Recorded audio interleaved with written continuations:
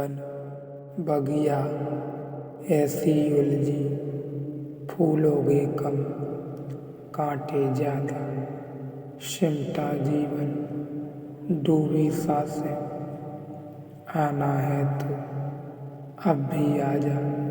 यदि आपने अभी तक अंतिम अध्याय नहीं देखा है तो मैं आपसे आग्रह करूँगा, कृपया करके अंतिम अध्याय देखें, उसके बाद ही इस अध्याय में प्रवेश करें। बिना अंतिम अध्याय देखे इस अध्याय को समझ पाना जटिल है, मुश्किल है, कठिन है। एक आदमी को 7 दिन जगाए रखा जाए, सोने न दिया जाए तो उसके भीतर अस्त व्यवस्था पैदा हो जाएगी। फिर उसको साफ नहीं पता चलता कि वह इस वक्त सपना देख रहा है कि जागा है, किसे रहा है या कि क्या कर रहा है या क्या सोच रहा है। 7 दिन उसे सोने न दिया जाए, न देखने दिया जाए तो वह खुली आँख से सपना देखना शुरू कर देता है। फिर उसे पक्का नहीं होता कि सामने जो दीवार है वह है या केवल दिखाई पड़ रही है। जैसे ही उसकी स्वप्न और सत्य के बोध में भ्रांति खड़ी हो जाती है, वैसे ही वह वल्नरेबल हो जाएगा। अब उसके मस्तिष्क से कुछ भी बाहर और भीतर किया जा सकता है। ऐसे क्षण में उसके ऊपर रिकॉर्ड चलाए जाएंगे, समझाया जाएगा, बुझाया जाएगा और जो बात भी आप उसके मन में डाल देंगे अब वह सलाह है, अब वह स्वीकार कर लेगा। यह बात गहरे अचेतन में उतर जाएगी। वह आदमी कल अदालत में कह सकता है कि मैंने हत्या की है, क्योंकि यह विचार उसके मन में डाल दिया गया है और अब उसके बस के बाहर है कि वह इसको इनकार कर सके। यह वह खुद ही मानता है कि उसने हत्या की है। यह उसकी स्मृति बदल गई है, लेकिन स्मृति की तिजोरी पर अब तक हमला नहीं कर सके थे। तो वैज्ञानिकों एवं ज्ञानियों ने लिखा है, ज्ञानी उन्हें नहीं कहना चाहिए। पंडितों ने लिखा है कि धन चोरी जा सकता है, ज्ञान चोरी नहीं जा सकता। अब जा सकता है क्योंकि वह भी संग्रह है और जो संग्रह की वृत्ति है वह एक सी है, उसमें कोई फर्क नहीं पड़ता।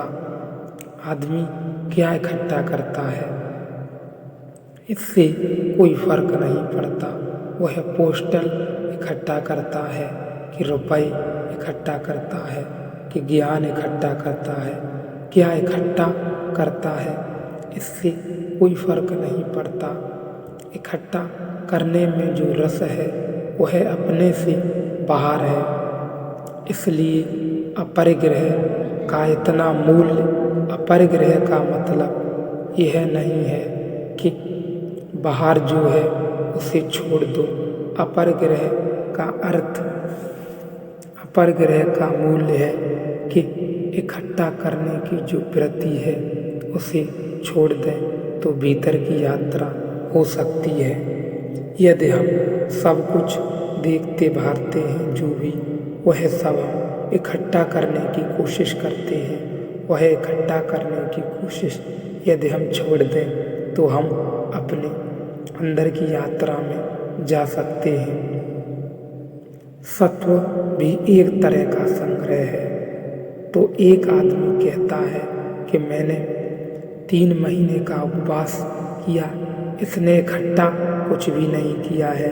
क्योंकि भोजन इकट्ठा किया जाता है शरीर में, इसने वह भी इकट्ठा नहीं किया, तो 3 महीने में इसका वजन भी गिरा। इसने खोया ही कुछ, इकट्ठा कुछ भी नहीं किया। लेकिन 3 महीने का उपवास, यह सात्विकता इकट्ठी की, लेकिन इसको भी यह इकट्ठा कर रहा है। यह बताना चाहता है कि मैंने 3 महीने उपवास किया, पर यह संग्रह का भाव है। एक आदमी कहता है, मैंने इतना दान दिया, दान में तो इकट्ठा नहीं होता, कुछ हाथ से जाता है, धन तो जाता है, लेकिन दान का भाव इकट्ठा हो जाता है। मैंने इतना दान दिया। एक मित्र आए थे मिलने, उनकी पत्नी साथ थी। उनकी पत्नी मुझसे परिचित थी, पति को लेकर मिलाने आई थी। मिलाने पर उसने कहा कि मेरे पति ने अब तक 1 लाख रुपए का दान किया है। पति ने कहा कि नहीं नहीं, 1,10,000 यह दिया है, लेकिन देने का भाव इकट्ठा हो जाता है। हम जो इकट्ठा करते हैं उसकी ही गिनती है, नहीं रखते, जो छोड़ते हैं उसकी भी गिनती रखते हैं, मगर गिनती जारी रहती है। सत्व भी हम इकट्ठा करते हैं, कुछ अच्छा करते हैं तो उसको भी हम स्मरण में रखते हैं। बल्कि मज़े की बात है कि बुरा अगर करते हैं तो उसको स्मरण नहीं रखते, तो बुरे आदमी के पास बुराई का बहुत संग्रह नहीं होता। दूसरे कहते हैं कि तू बुरा है, वह कहता है मैं कहाँ, लेकिन अच्छे आदमी के पास अच्छाई का संग्रह होता है। इसलिए यह कई बार अभूतपूर्व घटना घटती है कि बुरा आदमी जितने जल्दी अंतस में छलांग लगा लेता है, कभी कभी अच्छा आदमी उतनी जल्दी नहीं लगा पाता। उसका कारण है कि बुरा आदमी एक लिहाज से खाली होता है, क्योंकि जो उसने किया है उसका हिसाब नहीं रखता। वह हिसाब रखना सुखद नहीं है। जो भी उसने किया है वह खुद ही नहीं चाहता कि किया होता, वह उसकी गिनती भी नहीं रखता। लेकिन अच्छा आदमी जो भी उसने किया है उसकी गिनती भी रखता है। शायद जितनी गिनती रखता है उतना उसने संग्रह भी किया है, और उसने उतना किया भी नहीं है, उसको थोड़ा बढ़ाकर भी रखता है। बहुत सा केवल उसने सोचा है, किया नहीं, उसको भी जोड़ रखता है। यह संग्रह ही बाधा बनता है। इसलिए बहुत बार ऐसा हुआ है कि कोई वाल्मीकि, कोई अंगुलिमाल एक क्षण में निपट अपराधी व्यक्ति और एक क्षण में ज्ञान को उपलब्ध हो गया है। उसका कारण अपराध से भी ज़्यादा संग्रह बाधा बनता है, क्योंकि अपराधी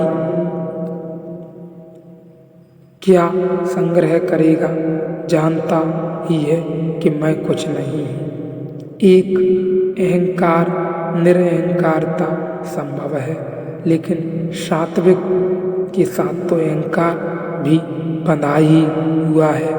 ऋषि कहता है सत्व भी एक रोग है। यह बड़ी हिम्मत की बात है। यह हिंदुस्तान के बाहर कोई भी धर्म नहीं कह सका कि सत्व भी एक रोग है। बुराई को रोग कहा है, पाप को रोग कहा है, लेकिन सत्व को, शुभ को रोग नहीं कहा जा सका। निश्चित ही भारत के बाहर पैदा हुआ कोई भी धर्म नैतिक चिंतना से ऊपर नहीं उठ सका है, ठीक अर्थों में धार्मिक नहीं हो सका है।